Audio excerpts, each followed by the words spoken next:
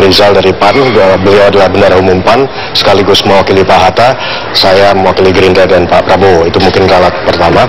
Tadi kita melaporkan laporan penerimaan pertama sesuai dengan aturan dari KPU.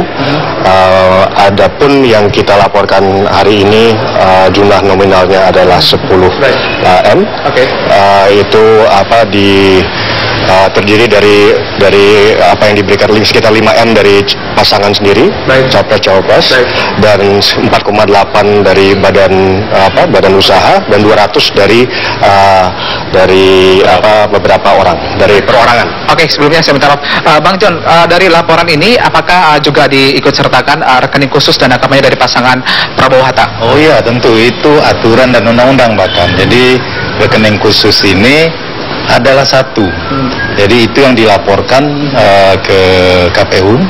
Kemudian inilah yang harus transparan kita menyampaikannya. Artinya mulai dari penerimaan, penggunaan berapapun. Katakanlah ada masyarakat ini mentransfer tiba-tiba dalam jumlah 1 juta rupiah.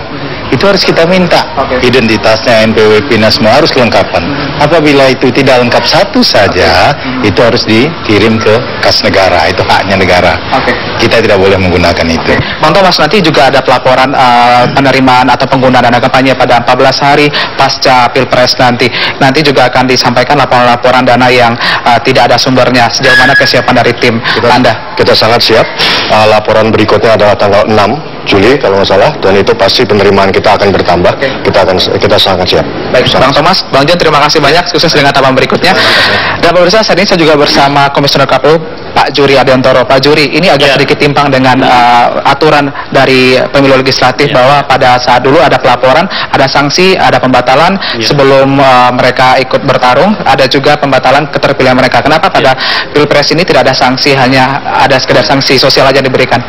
Ya, memang soal sanksi ini menjadi domain pembuat undang-undang ya ini DPR dan pemerintah. Kenapa dalam Undang-Undang Pemilihan Umum Presiden ini tidak mengenal sanksi pembatalan pasangan calon yang tidak menyerahkan laporan dana kampanye sebagaimana pada pemilu DPR, DPD dan DPRD tadi. Nah, saya kira kami serahkan saja kepada mekanisme pembuat undang-undang.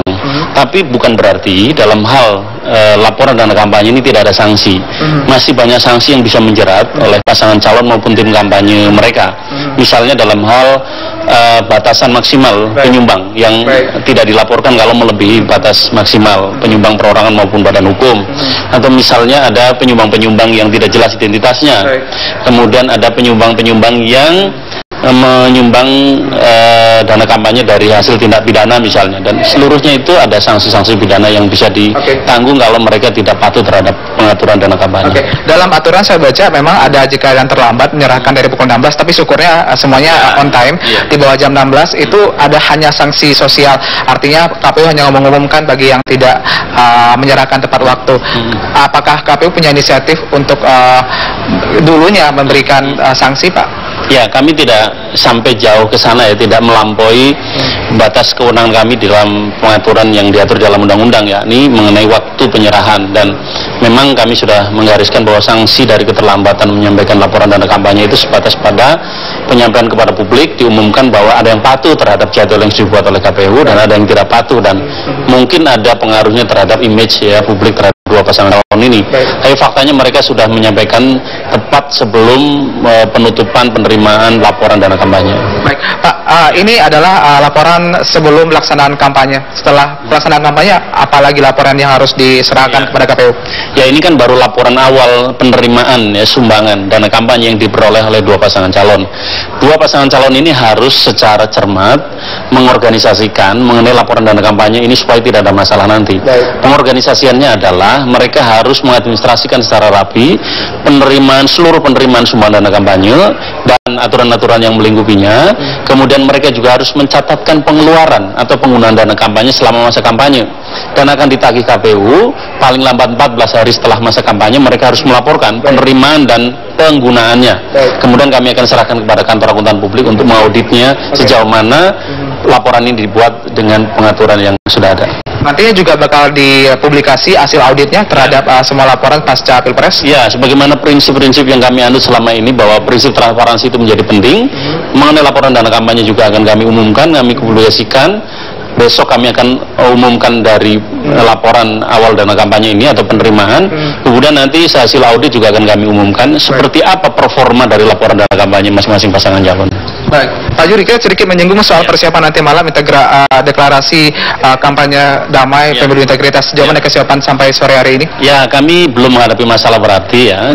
Kami sudah menyiapkan bahwa nanti malam jam 8 kami akan menggelar satu event penting, terutama untuk meminta komitmen pasangan calon dan tim kampanye mereka masing-masing bahwa pemilu ini harus diselenggarakan dengan kualitas yang memadai dibanding pemilu sebelumnya. Oleh karena itu tidak hanya komitmen dan tuntutan damai di dalam pemilu ini, kami ingin seluruh proses pemilu ini memiliki tingkat integritas yang tinggi. Jadi mereka harus bersama dengan penyelenggara menegakkan komitmen dan bersama-sama mewujudkannya bahwa pemilu ini harus terselenggara secara berintegritas. Oke, apakah sore ini KPU sudah mendapatkan konfirmasi keempat kandidat capres dan cawapres akan hadir nanti malam?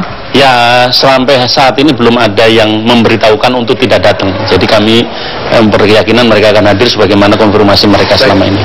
Baik, terima kasih Pak Juri Ardiantoro, dan sebelumnya terima kasih juga buat tim bendaharawan pasangan calon presiden nomor urut 1 Prabowo Hatta Rajasa. Demikian perbincangan saya sore ini langsung dari gedung KPU Pusat Jakarta. Kembali ke Elvira di